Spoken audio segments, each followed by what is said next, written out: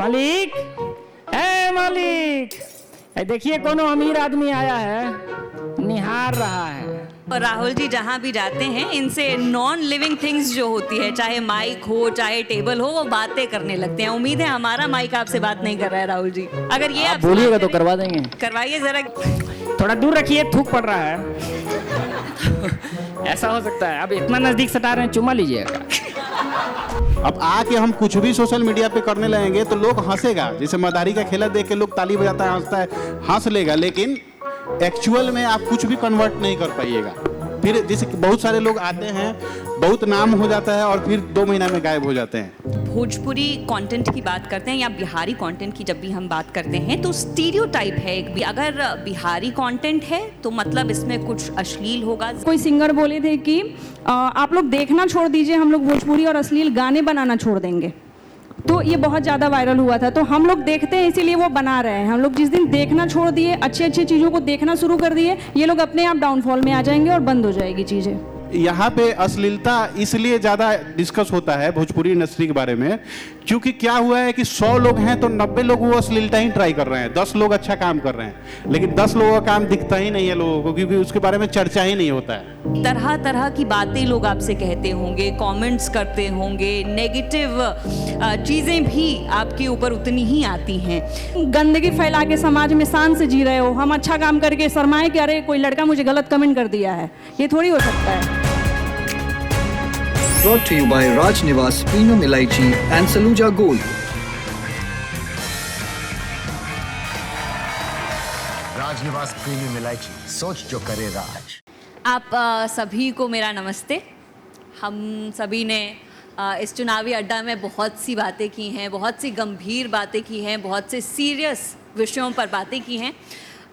इस सेशन का जो हमारा उद्देश्य है वो ये है कि माहौल को जाते वक्त, क्योंकि लास्ट ये सेशन रखा गया है, तो माहौल को थोड़ा लाइट किया जाए और कुछ एंटरटेनमेंट के साथ जो है हम इस बिहार चुनावी अड्डा का अंत करें। तो इस सेशन का नाम है छोटे स्क्रीन के बड़े सितारे। और आप अभी जो हमारे सामने ये सितारे देख रहे हैं, ये वो सितारे हैं जिन्होंने बिहार को कंटेंट क्रिएशन की दुनिया में एक अलग पहचान दिलाई है। तो इन तीनों से ही हम बात करेंगे। और जब भी कलाकार हमारे बीच में होते हैं तो कोशिश यही रहती है कि उनकी कला से सबसे पहले आपको इंट्रोड्यूस किया जाए। तो मैं चाहूँगी इन तीनों से ही इंट्रोडक्शन आपका सौरभ सर कर ही चुके हैं, अब अपनी कला से भी आप लोगों को थोड़ा इंट्रोड्यूस कराएं। तो जो सबसे फेमस रील आपकी रही है, हमारे साथ राहुल सिन्हा जी हैं, जो सबसे फेमस रील आपकी रही है टमाटर वाली रील, आई होप आप सभी ने देखी होगी। अगर देखी है आप लोगों ने, अगर नहीं देखी है तो अभी देख लीजिए। राहुल सिन्हा उर्फ थेथर पंज हमारे साथ हैं, तो उसी से हम शुरुआत करेंगे। भारत का सबसे भरोसेमंद सलूजा गोल्ड TMT बार, मजबूती सब कुछ है। मैं मतलब पहली बार ऐसे मंच पर हूँ। अभी तक आज तक मैंने कोई भी फ़ैन मीटअप नहीं करा है। ऑल्दो बहुत सारे फैंस का रिक्वेस्ट आता है कि आप फ़ैन मीटअप करिए, बट अभी तक कर नहीं पाया हूँ। बट इस साल डेफिनेटली मैं प्लान कर रहा हूँ। तो मेरा जो कंटेंट होता है उसमें बेसिकली मैं नॉन लिविंग थिंग से बात करता हूँ। जो भी चाहे वो सब्जी हो गई, चाहे वो पंखा हो गया, चाहे वो माइक हो गया, तो इसके अंदर क्या फीलिंग्स होती होंगी उसको मतलब दिखाने का उसको दिखाने का एक तरीका है जो कि मैं अपने वीडियोस में आपको शो करता हूँ। तो मेरा जो सबसे वायरल रील था वो जब टमाटर महंगा हुआ था 2023 में, शायद आप सबने देखा होगा। तो उस समय था, तो मैं उसको थोड़ा सा नरेट करता हूँ आप लोग को दोनों ही आवाज़ में। अगर मैं ऐसे आवाज़ में बोल रहा हूँ मतलब आप समझो कि मैं बोल रहा हूँ, अगर आवाज़ चेंज हो रही है वो समझो कि नॉन लिविंग की आवाज़ है। तो मैं जाता हूँ टमाटर की दुकान पे, टमाटर बोलता है, मालिक, ए मालिक, देखिए कोनो अमीर आदमी आया है, निहार रहा है। तो फिर पूछा क्या चाहिए? उन्होंने टमाटर चाहिए, कैसे है? फिर अपना मतलब ऐसा रेट बताता है। उसके बाद मैं बोलता हूँ 250 ग्राम। रहने दीजिए मालिक, मिडिल क्लास गरीब है, छोड़ दीजिए इसको। तो उसके बाद फिर से मतलब मैं बोलता हूँ क्या हो गया, मिडिल क्लास से हूँ तो ए तो मिडिल क्लास वाला का औकात है, छू छा के छोड़ देता है सब। तो उसके बाद मैं 250 ग्राम लेकर के आता हूँ रूम पे। और उसमें भी जब क्या होता है ना कि हमारे यहाँ अगर कोई चीज़ महंगी होती है ना तो हम उसको कट करके मतलब थोड़ा थोड़ा ही यूज़ करते हैं, है ना। तो उसमें भी मैं उसको टमाटर को काट करके डालता हूँ, है ना। तो वहाँ भी तंज कसता है कि क्या हुआ, इतने कलेजा है, आधा ही डालेगा। तो ऐसा करके मतलब वो रील एंड होती है। तो वो रील वायरल होने का सबसे बड़ा एक रीज़न था कि टमाटर बहुत महंगा था और सबसे ज़्यादा ट्रेंड कर रहा था इसके कारण, और वो मतलब मेरा सबसे पहला वायरल रील था। तो राहुल जी जहाँ भी जाते हैं इनसे नॉन लिविंग थिंग्स जो होती है, चाहे माइक हो चाहे टेबल हो, वो बातें करने लगते हैं। उम्मीद है हमारा माइक आपसे बात नहीं कर रहा है राहुल जी। अगर ये आप बोलिएगा तो करवा देंगे। करवाइए जरा, क्या बात कर रहा है? बोल रहे तनी दूर रख के, थोड़ा दूर रखिए, थूक पड़ रहा है। ऐसा हो सकता है। अब इतना नज़दीक सटा रहे हैं, चुमा लीजिएगा। तो हर चीज़ की फीलिंग हो सकती है, कुछ ना कुछ बोल सकता है वो। चलिए आगे बढ़ते हैं। प्रणय जी भी हमारे साथ हैं। मिंटुआ नाम से आप इनको जानते होंगे, यूट्यूब और इंस्टाग्राम पर मिंटुआ नाम से इनके अकाउंट्स है। एक्टर भी हैं, सिंगर भी है और बहुत ही पारिवारिक वीडियोस ये बनाते हैं। आपने देखा होगा इनका वीडियोस। मैं आपसे भी चाहूँगी प्रणय जी कि कुछ आप भी खुद की कला को इंट्रोड्यूस करें। सबसे पहले तो जितने लोग देखा था प्रणाम करता नहीं, क्या है कि भोजपुरी में बहुत लोग बड़ा बड़ा मंच पर ना बोलेला। मेरा जो कंटेंट है वो फैमिली ड्रामा के ऊपर ज़्यादातर रहता है, जैसे माँ बेटा, सास बहू, इस तरह से आप लोगों ने देखा होगा या फिर आप लोगों के घरों पे आपकी माताएं बहनें देखती होंगी। तो अभी चुनाव का माहौल चल रहा है, तो मैं चुनाव के माहौल को झूठे वादों का दौर ही समझता हूँ। जब भी होता है तो जैसे कोई कैंडिडेट खड़ा होता है तो वो झूठा झूठा वादा करता है घूम घूम के, और जनता भी हमारी झूठी झूठी वादे करते हैं कि जैसे जो भी कैंडिडेट कहीं भी जाता है तो जनता बोलती है कि आप ही को वोट देंगे, और कैंडिडेट बोलता है कि हम आप ही के गांव को लंदन बनाएंगे, जो कि दोनों पॉसिबल नहीं हो पाता है। मैं अपने गांव की ही कहानी बताता हूँ। एक बार क्या हुआ कि एक आदमी मुखिया के चुनाव में खड़ा हुआ, तो बहुत प्रचार किया, लोगों से खूब वादा किया कि ये करूंगा वो करूंगा। लोग भी जहां भी जाता था लोग बोलते थे कि तुम ही को वोट देंगे। लेकिन इलेक्शन हो गया, उसके बाद रिजल्ट आया तो वो आदमी अपने वाइफ से बहुत झगड़ा किया। मतलब इतना झगड़ा हुआ उसके वाइफ में, उसके और उसके वाइफ में, कि मामला तलाक तक पहुंच गया। पूछिए क्यों? क्योंकि मात्र उसको एक वोट आया था और उसका उसके वाइफ से झगड़ा इस बात के लिए हो रहा था, वाइफ उसकी बोल रही थी कि हम आपको वोट किए हैं, तो वो आदमी अपने वाइफ से बोल रहा था इसका मतलब हम ही अपने आप को वोट नहीं किए हैं। मतलब उसको एक भी वोट नहीं आया था। तो जैसे नेता लोग बेवकूफ बनाते हैं जनता को, झूठ बोलते हैं, वैसे जनता भी झूठ बोलती है नेता लोग से। ये पारिवारिक कॉमेडी करते हैं और परिवार की अपने यहाँ पे भी बात सुना दी। चलिए आगे बढ़ते हैं। सृष्टि हमारे साथ हैं। सृष्टि व्लॉग्स बनाती हैं, शॉर्ट व्लॉग्स भी बनाती हैं, लॉन्ग फॉर्म व्लॉग्स भी बनाती हैं यूट्यूब पर। सृष्टि आप कैसे नमस्ते करेंगी जो लोग हैं यहाँ पर उनको? मैं तो सबको ऐसे ही गोड़ छू के गोड़ लागतानी का हालचाल बा। तो मेरे ब्लॉग की शुरुआत ही ऐसे ही होती है कि गोड़ लागतानी, क्योंकि बिहार में हमारे गांव में हम लोग दोनों हाथ से पैर छूते हैं किसी का भी, तो सोचते हैं कि इससे खूबसूरत ब्लॉग की स्टार्टिंग हो ही नहीं सकती कि गोड़ लागतानी। सबको मतलब रिस्पेक्ट देंगे, प्रणाम करने का तरीका। हाँ, प्रणाम करने का तरीका है। जी जी। चलिए आगे बढ़ते हैं। देखिए, जब भी हम भोजपुरी कंटेंट की बात करते हैं या बिहारी कंटेंट की जब भी हम बात करते हैं तो स्टीरियोटाइप है एक बिहार के कंटेंट को लेकर, चाहे वो गानों को लेकर हो या फिल्मों को लेकर हो। तो ऐसा माना जाता है या स्टीरियोटाइप ऐसा निकल कर आता है कि अगर बिहारी कंटेंट है तो मतलब इसमें कुछ अश्लील होगा। ज़्यादातर, मैं ओवरऑल बात नहीं कर रही हूँ, लेकिन ज़्यादातर एक स्टीरियोटाइप इसको लेकर ऐसा बन गया है कि कुछ अश्लील कंटेंट होगा या औरतों के लिए कुछ इसमें डेरोगेटरी होगा या कुछ इस तरह का कंटेंट होगा। लेकिन जब हमने आप तीनों का ही कंटेंट देखा, लेकिन उसमें फ़न भी था, वो फ़नी भी था, लेकिन उसमें किसी भी तरह की अश्लीलता नहीं थी और बहुत ही सोबर कंटेंट आप उसे मान सकते हैं, जिसको देखा जा सकता है, आसान कोई भी आम आदमी उसको देख सकता है। तो ये जो स्टीरियोटाइप है बिहार के कंटेंट को लेकर कि उसमें अश्लीलता होगी, इस पर आप लोगों की क्या सोच है? क्या आप भी मानते हैं कि इस तरह का स्टीरियोटाइप कोई बना है? क्या ये होना चाहिए, क्या ये नहीं होना चाहिए? सबसे पहले आप ही से शुरुआत करेंगे राहुल। देखिए, स्टीरियोटाइप तो बना है, क्योंकि पहले जिस तरीके का कंटेंट परोसा गया है दर्शकों को, उसकी वजह से स्टीरियोटाइप बना है। अब अभी जाकर के लोग जो है इसके खिलाफ आवाज़ उठा रहे हैं, तो गानों से अश्लीलता कम की जा रही है। भोजपुरी में पुराने गाने भी होते थे जो कि बहुत सुंदर गाने होते थे, बॉलीवुड में भी यूज़ किए जाते थे, लेकिन ये बीच का जो दौर आया, कुछ सिंगर्स, मैं नाम नहीं लेना चाहूँगा, लेकिन उन्होंने स्टार्टिंग से ही अश्लीलता परोसा है और उसके कारण नाम खराब हुआ है।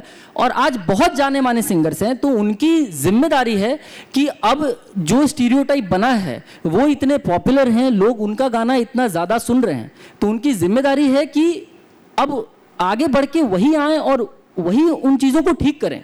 जी, क्या आपको लगता है प्रणय कि जिन लोगों के पास अब पब्लिक है, ऑडियंस है, जिस भी तरह से वो ऑडियंस आई है, क्या वो बदलने की कोशिश कर रहे हैं? समाज में कोई बदलाव लाने की कोशिश कर रहे हैं? बिल्कुल समाज में बदलाव आ रहा है, और इसका सीधा साधा एग्जांपल मैं हूँ। मैं आज तक अश्लीलता छोड़ दीजिए, मैं बिलो द बेल्ट एक भी बात ही नहीं किया हूँ अपने वीडियोज़ में, और आज मुझे 60 लाख से ज़्यादा लोग सब्सक्राइब किए हुए हैं, 5500 मिलियन से ज़्यादा व्यूज़ है मेरे चैनल पे। तो लोगों को देखना है। प्रॉब्लम क्या होता है ना कि हर कोई शॉर्टकट चाहता है। जैसे कोई अश्लीलता ऐसा चीज़ है, मदारी का खेल जैसा है कि अश्लील कुछ कर दिए हैं तो बहुत सारे अच्छे लोग भी बात करने लगते हैं उस विषय के बारे में जी। और बात होती है तो लोग देखने भी चले जाते हैं कि अरे भाई क्या ये बनाया है, चलो देखते हैं। इसके वजह से क्या होता है, व्यूअरशिप बढ़ जाता है। व्यूअरशिप बढ़ता है तो एक सफलता का पैमाना मान लिया जाता है, और जो अच्छी चीज़ें होती हैं उसके बारे में चर्चा कम होता है। ये हर जगह का प्रॉब्लम है, बट यहाँ पे अश्लीलता इसलिए ज़्यादा डिस्कस होता है भोजपुरी इंडस्ट्री के बारे में, क्योंकि क्या हुआ है कि 100 लोग हैं तो 90 लोग वो अश्लीलता ही ट्राई कर रहे हैं, 10 लोग अच्छा काम कर रहे हैं, लेकिन 10 लोगों का काम दिखता ही नहीं है लोगों को, क्योंकि उसके बारे में चर्चा ही नहीं होता है। बिल्कुल, ये तो चर्चा जो करते हैं उनमें भी ये प्रॉब्लम है कि चर्चा अच्छी चीज़ों के बारे में हो तो मैक्सिमम लोग अच्छा काम करने लगेंगे।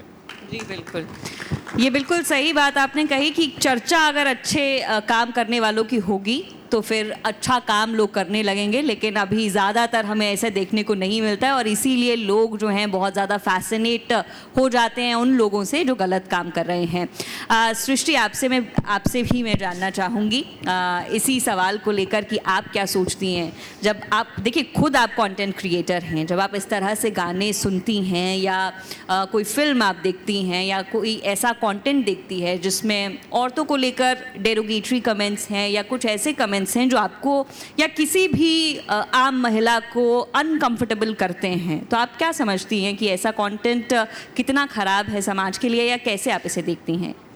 मुझे ऐसा लगता है कि जो हम कंटेंट क्रिएटर हैं, जो गांव से निकल करके और अच्छी अच्छी चीज़ों को दिखाने की कोशिश कर रहे हैं, अगर हम इसी लाइन में और इसी तरीके से आगे करते जाएं तो 2-3 लोगों, कम से कम हमने 10 लोगों का ये माइंडसेट किया है इधर में कि ट्रेडिंग और बेटिंग ऐप का प्रमोशन नहीं करना है। जब से हमने बनाना शुरू किया, लड़कियाँ या खास करके जितनी भी हमारे एज की लड़की हमें वीडियो देखती है ना, तो वो यही बोलती हैं कि आपको देख करके ही हम लोग चैनल बनाए हैं और आपको देख करके ही हम ये नहीं कर रहे हैं। तो हो सकता है हमने 10 लोगों का माइंडसेट सही कर दिया तो आगे भी हो जाएगा। खास करके हम भैया को देख करके बहुत ज़्यादा सीखते हैं, राहुल जी को देख करके सीखते हैं। तो भोजपुरी का ही एक कटआउट बहुत ज़्यादा वायरल हुआ था कि कोई सिंगर बोले थे कि आप लोग देखना छोड़ दीजिए, हम लोग भोजपुरी और अश्लील गाने बनाना छोड़ देंगे। तो ये बहुत ज़्यादा वायरल हुआ था। तो हम लोग देखते हैं इसीलिए वो बना रहे हैं। हम लोग जिस दिन देखना छोड़ दिए, अच्छी अच्छी चीज़ों को देखना शुरू कर दिए, ये लोग अपने आप डाउनफॉल में आ जाएंगे और बंद हो जाएगी चीज़ें। देखिए, जैसा कि आप कह भी रही हैं कि कुछ लोगों को आपने भी इन्फ्लुएंस किया है कि वो आपकी तरह कंटेंट बनाएं। मेरा ये सवाल आपसे है, पहले जो है बहुत ज़्यादा ये कहा जाता था कि बिहार में सरकारी नौकरी को लेकर क्रेज़ है, काफ़ी है, और मैं समझती हूँ कि अभी भी है। क्या ऐसा है, अभी भी है सरकारी नौकरी को लेकर क्रेज़? काफ़ी ज़्यादा क्रेज़ है ना। तो ये जो काफ़ी ज़्यादा क्रेज़ है, इसी के साथ साथ एक और क्रेज़ अब शुरू हो गया है, वो है इन्फ्लुएंसर बनने का जो क्रेज़ है। कई लोग हैं रील्स बनाते हैं, अच्छा कंटेंट बनाने की कोशिश करते हैं लेकिन फेल हो जाते हैं, कई लोग सक्सेसफुल भी होते हैं। तो मैं आपसे ये जानना चाहती हूँ कि कंटेंट जब कोई बनाना चाहता है और इस दिशा में अगर काम करना चाहता है तो शुरुआत कैसे करे और कैसे समझे कि उसका कंटेंट जो है चलेगा या नहीं चलेगा? पहले तो उसे पता होना चाहिए कि वो बनाना क्या चाहता है या चाहती है। मतलब जब तक आपके पास एक गोल नहीं होगा कि आप क्या बनाना चाहते हैं, आप आगे ही नहीं बढ़ सकते ना। अब 10 वीडियो आप कीजिएगा, फिर 11 नंबर वीडियो के लिए आप क्या सोचिएगा? तो आपके पास एक प्लान होना चाहिए कि आपको कैसे क्या करना है। जी, आपसे भी मैं जानना चाहूँगी राहुल जी, आपने कंटेंट बनाने की शुरुआत कहाँ से की थी? तो मैंने 2018 में स्टार्ट किया था कंटेंट क्रिएशन। तो अभी जैसा आपने सवाल किया ना कि अभी जैसे जो लोग बहुत सारे मतलब इन्फ्लुएंसर्स की होड़ लगी है, बनाना चाह रहे हैं और इस फील्ड में आना चाह रहे हैं। हाँ, तो एक चीज़ तो मतलब बहुत अच्छा है कि जो मतलब रीजनल इन्फ्लुएंसर्स उठ के आ रहे हैं। जो मतलब जो लोग जो शहर के लोग हैं उनको बहुत सारी चीज़ें गांव की नहीं पता हैं, और जो गांव के लोग हैं उनको बहुत सारी चीज़ें शहर की नहीं पता होती हैं। तो गांव की जो संस्कृति है उसको अब लोग मतलब बेस मान के और वो बना रहे हैं। अब जैसे कोई मिथिला का है तो वो मिथिला की भाषा में बना रहा है, वो मैथिली में बना रहा है, जो कि बहुत अच्छी बात है। तो आप जहाँ के हैं अपने लैंग्वेज को प्रमोट कर रहे हैं, ये मतलब ये बहुत सही चीज़ है। बट वहीं पे कुछ लोग ऐसे हैं जो वायरल होने के लिए कुछ भी कर रहे हैं। कुछ भी मतलब कि मतलब एक ऐसा परसेप्शन बन गया है कि आप अगर गाली देंगे या फिर कुछ हट के करेंगे जो कि मतलब जल्दी वायरल होने के लिए, जो लोग शॉर्टकट्स जो अपना रहे हैं वो गलत है जी। और दूसरा एक और चीज़ मैं कहना चाहूँगा, अगर ये आई होप कि ये वीडियो जाएगी यूट्यूब के ललन टॉप के चैनल पे, है ना? आप चिंता ना करें। तो हाँ, तो जो क्रिएटर्स हैं ना, उनमें अभी मैं देखता हूँ कि इनकी भी कहीं ना कहीं रिस्पॉन्सिबिलिटी है कि हम बिहार को सही तरीके से दिखाएं आगे, राइट? मैं पर्सनली ऐसा मानता हूँ कि मुझे सही तरीके से आगे बिहार को पोर्ट्रे करना है, क्योंकि मैं बिहार से बिलोंग करता हूँ।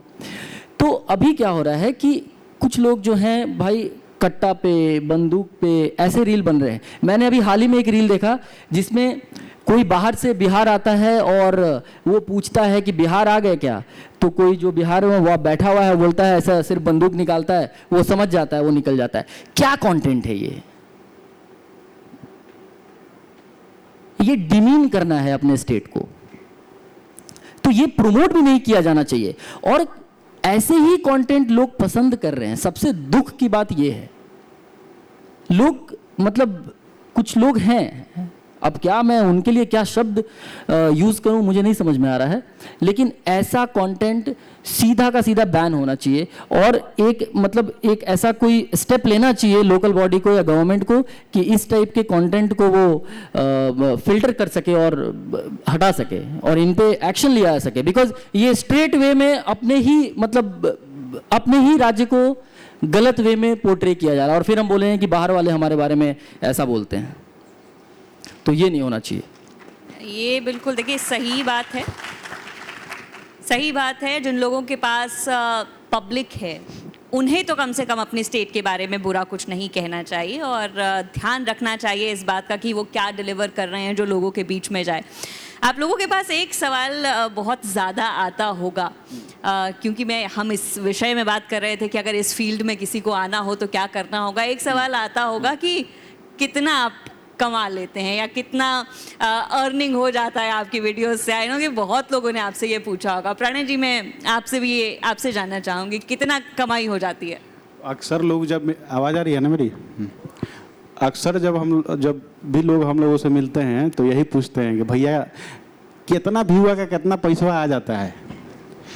और बहुत सारे लोग अगर मतलब जितने भी इन्फ्लुएंसर है, कोई गाड़ी खरीद रहा है, कोई अच्छा घर बना रहा है, उसको देख के इन्फ्लुएंस होके और क्रिएशन में आ जाते हैं। इन्फ्लुएंसर बनना या फिर कुछ भी क्रिएट करना तब हो पाता है जब आप में कोई टैलेंट हो, या फिर एक्टिंग के लिए आपका इंटरेस्ट हो, या फिर पेंटिंग के लिए इंटरेस्ट हो। कोई इंटरेस्ट होना चाहिए।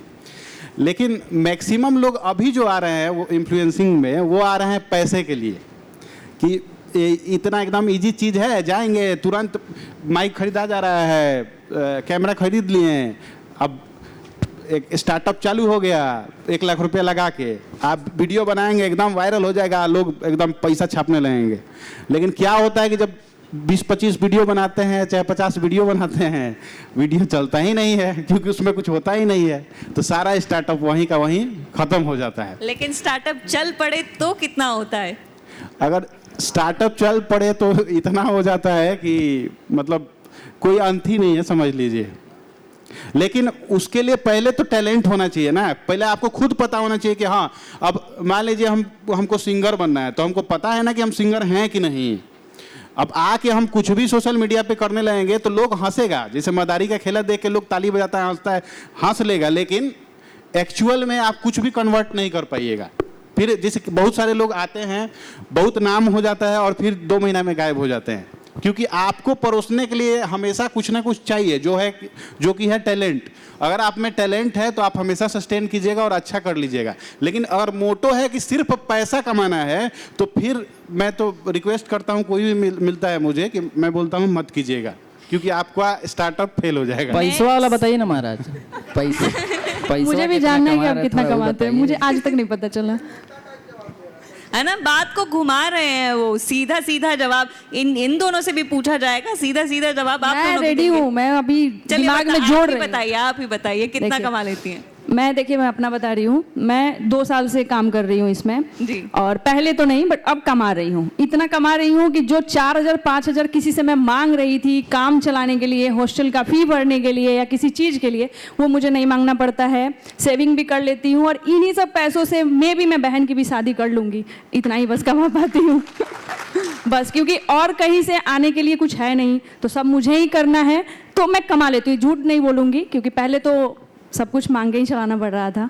तो बहुत बढ़िया। देखिए, खुद से अपने पैरों पे स्टैंड होना लड़कियों के लिए और सभी के लिए बहुत ज़रूरी होता है, लड़कियों के लिए तो खास तौर पर। मैं सबको यही बोलती हूँ कि सबके पास एक गाड़ी और एक घर जरूरी होना चाहिए खुद के नाम का, कि ससुराल में लड़ाई हो तो बोले कि हम अपने घर जा रहे हैं, क्योंकि मायके वाले तो ऑलरेडी बोल चुके होते हैं कि तुम्हारा घर वही है, तो हम जाएंगे कहाँ। और एक गाड़ी होना चाहिए भागने के लिए, मतलब कहीं भी कुछ ऐसा अर्जेंट आ जाए जी जी।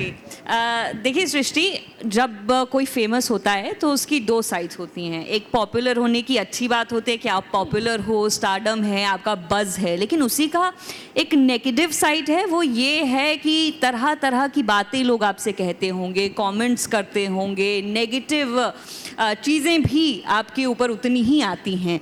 तो जाहिर सी बात है, आप रील्स या व्लॉग्स बनाती हैं तो उस पर भी लोग कमेंट करते होंगे। किस तरह के कमेंट आपको आपकी रील्स पर आते हैं? क्या आप उनको पढ़ती हैं, और पढ़ती हैं तो कैसे फिर उनके साथ डील करती हैं? कमेंट तो सबको आता है, जो भी उस तरीके की हरकतें करके वीडियो बनाते हैं उनको भी आता है, और जो वैसी हरकतें नहीं करती हैं उनको भी आता है। और ये मैं अपने घर से सुनते आ रही हूँ। जब मैं मैच खेलती थी, बहुत लोगों को नहीं पता होगा कि ताइक्वांडो की नेशनल प्लेयर हूँ मैं, और मैंने नेशनल लेवल तक खेल चुके हैं, इंटरनेशनल के लिए सिलेक्ट हो चुकी हूँ। तो ऐसा था कि घर पे मतलब पैसों की बहुत ज़्यादा तंगी रहती थी, और पेरेंट्स को लोग साइड से भड़का देते थे कि ऐसा है वैसा है, लड़की को आगे क्यों बढ़ने देते हो। तो सबसे पहले तो वहीं से मैं स्ट्रांग होना शुरू कर दी कि मुझे किसी का सुनना ही नहीं है। थोड़ा सा आगे बढ़ी, अपने लिए स्टैंड लिया कि मुझे बीपीएससी करने के लिए पटना जाना है। तो मैं पटना आई थी 2020 के आसपास, 21 के आसपास। उसके बाद से कुछ ज़्यादा खास रहा नहीं, तो मैंने हॉस्टल में जॉब कर लिया, वार्डन का जॉब किया। उसके बाद से क्या हुआ कि वहाँ पे भी पैसे काट रहे थे, वही कि बेटी को हॉस्टल में भेज दिया है जॉब करने, ऐसा वैसा। तो मैं शुरू से ये सुनते सुनते आते आते इतना स्ट्रांग बन गई हूँ कि कोई गाली भी मेरे माँ का और किसी मेरी बहन को लिखता है तो मैं उसके रिप्लाई कर देती हूँ वहीं पे, और लगे तो इस पार्ट को काट दीजिएगा। मैं लिखती हूँ कि तुम अपने माँ बहनों के साथ सेम चीज़ करके आते हो, इसीलिए अपनी दूसरे की माँ बहन को भी उसी तरीके से गाली देते हो, है ना। यही होता है, तुम तो अपने माँ बहन के साथ वही हरकतें करके आते हो ना, तभी तुम हमारे लिए वैसे लिख पा रहे हो। तो उन्हें बुरा लगता है, वो डिलीट करके चले जाते हैं। मैं क्यों डिलीट करूं? तुम गंदगी फैला के समाज में शान से जी रहे हो, हम अच्छा काम करके शर्माए कि अरे कोई लड़का मुझे गलत कमेंट कर दिया है। ये थोड़ी हो सकता है। यहाँ मैं थोड़ी आपकी बात से असहमत हूँ। सबका अलग अलग तरीका होता है डील करने से, लेकिन किसी को भी किसी की माँ बहन पे तो बिल्कुल भी नहीं जाना चाहिए। मेरा ये मानना है, बिल्कुल वो चीज़ें है, लेकिन मैं उस टाइम पे यही चीज़ें कहूँगी ना कि मुझे बुरा लगा है, तुझे लगा तो तू डिलीट कर दे, क्योंकि मुझे भी बुरा लगा है ना कि मैंने कुछ नहीं किया, तुम मेरी माँ बहन को आके गाली दे रहे हो, है ना। हाँ, मैं समझ सकती हूँ कि आप गुस्से में होती हैं, लेकिन जो लोग ऐसे हैं उनके पेरेंट्स का इसमें कोई लेना देना नहीं है। तो मुझे ऐसा लगता है कि मतलब मैं आपका सेंटिमेंट समझ रही हूँ, मैं आपसे डिसएग्री नहीं कर रही हूँ, मैं आपका सेंटिमेंट समझ रही हूँ, लेकिन सबके अपने अपने विचार हो सकते हैं। आगे बढ़ते हैं। राहुल जी, मैं आपसे भी जानना चाहूँगी, आप भी काफ़ी पॉपुलर फेस हैं बिहार का। जब बाहर निकलते हैं क्या लोग घेर लेते हैं, आसपास आ जाते हैं, और फिर कैसे निकलते हैं रास्तों से? देखिए, जब घर के पास निकलते हैं तब तो मास्क और कैप होता है, क्योंकि लोग मास्क में भी पहचान जाते हैं। तो मेरे हिसाब से मतलब मैं अपना घर दिखाना उचित नहीं समझता, क्योंकि कोई भी मतलब ऐसा आ सकता है ना आपका पीछा करते हुए। मैं गलत इंटेंशन से नहीं बोल रहा हूँ, अच्छे इंटेंशन से ही। तो बाकी अगर मैं घर से दूर होता हूँ, पटना साइड कभी आता हूँ, तो मैं मतलब बहुत कम ही जगह ऐसा होता है। अगर आप पब्लिक प्लेस पे हो तो मैं मास्क लगा लेता हूँ, लेकिन अगर कहीं आप मॉल में बैठा हूँ, मैं कहीं कैफ़े में बैठा हूँ अंदर जहाँ पे पब्लिक की उतनी भीड़ नहीं है, तो मैं मास्क नहीं लगाता हूँ। और रही नेगेटिव कमेंट्स की बात, तो देखिए नेगेटिव कमेंट्स को मैं दो तरीके से लेता हूँ। पहला कि भाई हम भी इंसान हैं, गलती हो सकती है। तो एक तो कि कैसा कमेंट है वो, जैसा श्रेष्ठ जी ने बोला कि हाँ ठीक है, अगर वो एब्यूसिव है तो we can ignore it simply. उसके अलावा अगर कुछ ऐसी चीज़ें हैं जो कि नहीं, आपको लग रहा है कि नहीं यार ये सही बोल रहा है, ये होना चाहिए, भले ही एक इंसान ही हो, उसको उसी को लगा, लेकिन वो कह रहा है, तो मेरी कोशिश होती है कि मैं उसको इम्प्लीमेंट करूं। अगर मैं गलत हूं तो वैसे हमारा फिल्टर, मतलब हमारा कंटेंट भी काफ़ी फिल्टर होके ही जाता है, हम लोग बहुत सारे चेक्स करके ही डालते हैं, लेकिन कभी कभी ऐसा हो सकता है, किसी का पॉइंट ऑफ व्यू अलग हो सकता है, तो मैं भी उसके पॉइंट ऑफ व्यू से सोचने की कोशिश करूंगा। अगर मुझे लगेगा कि हाँ ये कमेंट पे मैं हूँ गलत यार, मैं इसको इम्प्लीमेंट कर सकता हूँ, तो मैं आगे से कोशिश करता हूँ उस फीडबैक पे काम करने का। तो मेरा देखने का नज़रिया ये है जी। प्रणय जी, आपकी ओर बढ़ते हैं, और अब हमने पॉपुलैरिटी पे बात कर ली, नेगेटिव कमेंट्स पर बात कर ली, कंटेंट आप लोग बनाते हैं, तो मैं थोड़ा सा कंटेंट पर अब बात करना चाहूँगी। लॉन्ग फॉर्म कंटेंट आप बनाते हैं प्रणय जी, लंबी लंबी वीडियोस हैं, परिवार वाली वो वीडियोस होती हैं। कंटेंट क्रिएशन जब आप लोग करते हैं तो क्या सेटअप होता है, कितने लोग इसमें लगते हैं, और कैसे कंटेंट वो बनाया जाता है? स्क्रिप्टिंग क्या आप खुद करते हैं, और क्या पूरी कहानी होती है? थोड़ा सा वो मुझे एक बार विस्तार से बताइए। देखिए, ऐसा मैं तो करता हूँ यूट्यूब के लिए, तो यूट्यूब के लिए मैं कोई कॉन्सेप्ट सोच लिया और मैं बैठ जाता हूँ। मैं स्क्रिप्टिंग नहीं करता हूँ, मैं सामने से ही बोलता हूँ, आप ये डायलॉग बोल दो, आप ये डायलॉग बोल दो, मेरे लिए इजी रहता है और मेरा दिमाग उस स्पीड से काम करता है। बट एक्चुअली में लोग अपना एक स्क्रिप्ट लिखते हैं, उसके बाद सिनेमेटोग्राफर होता है, वो शूट करता है, एक्टर्स होते हैं। तो मेरे साथ तो 15 लोगों का टीम है, लेकिन इसलिए क्योंकि मैं यूट्यूब बनाता हूँ और उसमें कहानियाँ होती हैं। बट बहुत सारे इन्फ्लुएंसर हैं जो अकेले ही करते हैं, और एक सिनेमेटोग्राफर होता है और लाइट वाले 1-2 लोग होते हैं, करते होंगे। तो मतलब कंटेंट क्रिएशन अभी तो इतना इजी हो गया है कि आप एक फ़ोन उठाइए और उसी से हो सकता है, बस आपके अंदर टैलेंट होना चाहिए जी। और जो निगेटिव कमेंट वाली बातें हैं, तो मैं तो साफ सुथरा बनाता हूँ, फिर भी लोग गाली लेके चले जाते हैं मेरे पे। लेकिन क्या है ना कि सोशल मीडिया ऐसा है ना कि आप लोगों को दीजिए जो देना है पॉजिटिविटी, और लोग भी दे सकते हैं। आप मतलब उसको लेना ना लेना आपके ऊपर है। आप अपने मेरे जो बस में है वो मैं कंटेंट बना सकता हूँ, तो मैं लोगों को कंटेंट बना के दे देता हूँ। अब वो क्या देना चाहता है वो दे दे भाई जी। इसके चक्कर में अगर मैं सोचूंगा अभी तो मेरा दिमाग खराब होगा, तो कुछ होगा, तो मैं ध्यान ही नहीं देता हूँ। मैं सोचता हूँ मेरे पास जो देने के लिए अच्छा चीज़ था मैं दे दिया, तुम्हारे पास बुरा चीज़ था तो तुम दे दिया, चलो ठीक है। चलिए, समय की थोड़ी सी पाबंदी है, तो एक बार ऑडियंस से भी मैं जानना चाहूँगी, अगर आप में से कोई इनसे कुछ सवाल पूछना चाहता है तो पूछ सकते हैं। कोई है जो इनसे सवाल पूछना चाहते हैं? माइक प्लीज़ उनको दे दीजिए। आप लोगों से मेरा ये सवाल है कि नाम आप प्लीज़ बता दीजिए। जी, मेरा नाम अंजलि है, और आप लोग चुनावी अड्डा में आए हैं, तो चुनाव में आप किस बेसिस पे वोट देने वाले हैं? आपका क्या मुद्दा है जिस पे आप बोलेंगे कि हाँ चुनाव में इस मुद्दे पे हम वोट देंगे? आपसे शुरू करते हैं राहुल जी। देखिए, चुनावी मुद्दा जो है वो बेसिकली डेवलपमेंट के अराउंड ही होता है। तो हम देखेंगे कि मेरे एरिया में जो अभी प्रत्याशी हैं उन्होंने कितना काम किया है, क्या काम किया है, और उसी हिसाब से फिर डिसाइड करेंगे कि उन्हें वोट देना है कि नहीं देना है। एक दूसरी चीज़ ये होती है कि भाई उनके, अब वो तो आप लोकल लेवल पे उन्हीं को वोट दे सकते हो। जो पार्टी है उनका जो एक्शन जो है, डेवलपमेंट का जो लाइन ऑफ एक्शन है, वो क्या है? वो आपके मतलब आपको क्या लग रहा है कि इनको वोट देने से मतलब हम उस लाइन में डेवलपमेंट देख पाएंगे? तो हम देंगे। तो ये बेसिक क्राइटेरिया डेवलपमेंट है, कोई भेदभाव नहीं है, only and only development. Pranay ji, आप क्या जवाब देंगे इसका? मैं ऐसा नहीं कहूँगा कि जात देख के वोट देता हूँ। मैं सभी को, हम लोगों को पहले कैंडिडेट देखना चाहिए पार्टी से पहले, कि कितने कैंडिडेट खड़े हैं और किसमें क्या क्या क्वालिफिकेशन है और कितने अच्छे हैं। वो देख के ही उस आधार पे आकलन करके, निर्दलीय प्रत्याशी भी हो, अगर उसमें वो कैपेबिलिटी है कि वो आपके क्षेत्र का अच्छा कर सकता है और ईमानदार है, तो उसको वोट देना चाहिए।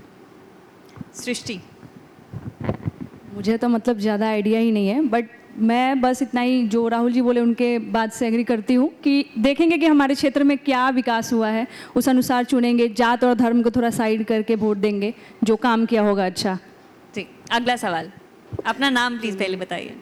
मेरा नाम कृष कुमार है और आप तीनों से सवाल है कि कंटेंट क्रिएशन आप करते हैं, तो आप इसको लेवल अप करने का क्या सोचते हैं कि आगे क्या बनाना है, या फिर कुछ बिग स्टेप आप क्या ले सकते हैं, लीप बोल सकते हैं आपकी तरफ से, कि कहाँ सोचते हैं कि आप आगे चल के क्या बनाएंगे, या फिर आप कुछ बनना चाहते हैं अलग, ऐसा कुछ? ओके, तो देखो कंटेंट जब हम बनाते हैं तो भाई एक समय ऐसा आता है कि ऑडियंस को वैरायटी चाहिए होती है। आप अगर रेगुलर एक ही चीज़ दे रहे हो तो हो सकता है, ये पॉसिबिलिटी है कि ऑडियंस उससे पक सकती है। तो उसको लेवल अप करने के लिए जो हमने नहीं ट्राई किया होता है, अपने दायरे में रह के ही, और जो हमारी पहले की ऑडियंस है उनको मतलब उनके फीडबैक के हिसाब से ही हम लोग, देखो बहुत ज़्यादा एफर्ट नहीं आपको नहीं पता कि कौन सी चीज़ ऑडियंस को ज़्यादा पसंद आ जाएगी, कौन सी चीज़ कम पसंद आएगी। बट मेरा अपना हमेशा ये रहता है कि हम कुछ यूनिक दें जो अभी तक हमने नहीं बनाया है। जैसे मैं अभी नॉन लिविंग पे बनाता हूँ, मैंने जिस नॉन लिविंग पे अभी तक नहीं क्रिएट किया है मैं उस पे क्रिएट करूँ, या फिर मैं किसी पे कर दिया हूँ तो उसका फिर अलग सिनेरियो। अभी सपोज मैं मोबाइल पे बनाया था स्टार्टिंग में, शायद आपने देखा होगा, मोबाइल हम लोग वॉशरूम में ले जाके बहुत यूज़ करते हैं तो मोबाइल अकबक आ जाता है, तो वैसा कंटेंट था। लेकिन अब जो है मोबाइल को आप अलग अलग जगह रख सकते हैं, वहाँ पे उसका क्या रिएक्शन हो सकता है। तो मेरा सोच यही होता है। और सबसे बड़ी बात कि भाई जो ट्रेंड में चल रहा होता है वो मतलब सबसे इंपॉर्टेंट है, उसके हिसाब से हम ट्रेंड को देख के भी हम लोग लेवल अप करते हैं अपना कंटेंट कि हाँ इस ट्रेंड में हमारा कंटेंट कैसे फिट बैठेगा।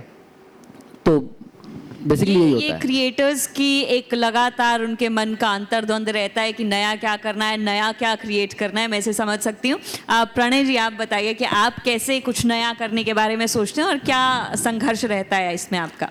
पहले मैं कंटेंट मतलब अभी भी कंटेंट क्रिएट करता हूँ, बट साथ साथ मेरा जो सोच था ना, मैं स्टार्टिंग से कभी इंडिविजुअल का सोचता ही नहीं हूँ। मैं सोचता हूँ कि मेरा जन्म हुआ है कुछ बड़ा करने के लिए।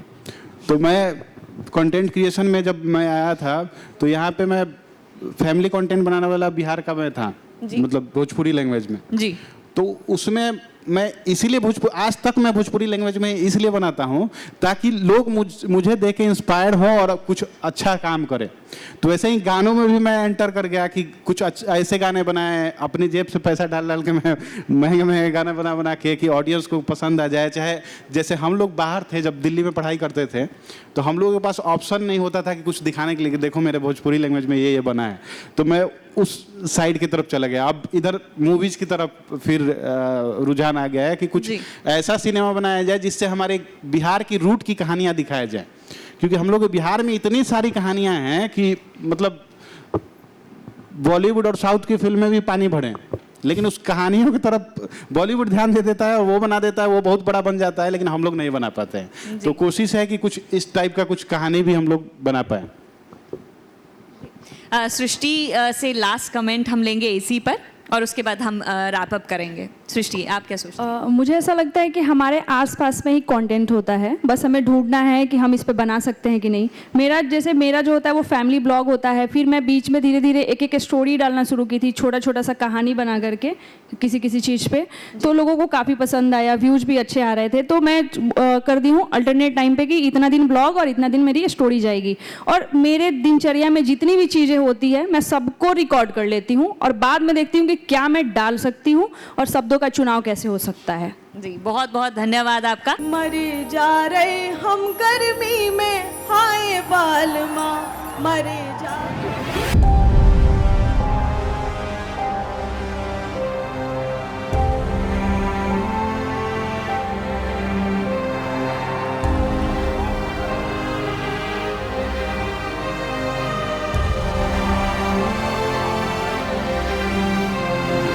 यहाँ पे सब कुछ देख के मेरे को लग रहा है दुनिया जी ली भाई। And each and every citizen of India is soldier of India.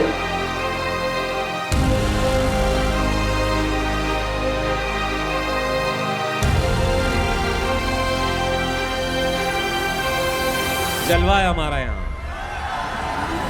फिर जमेगा अड्डा, फिर आपके बीच होंगे आपके पसंदीदा सितारे।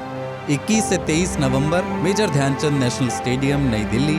3 दिनों के न भूलने वाले अनुभव के लिए तैयार हो जाइए। आइए ललन टॉप अड्डा में और बनाइए यादें जो रहेंगी हमेशा। टिकट बुक करें डिस्क्रिप्शन में दिए लिंक से। कोड इस्तेमाल करें LT200 और पाएं 200 रुपए की छूट।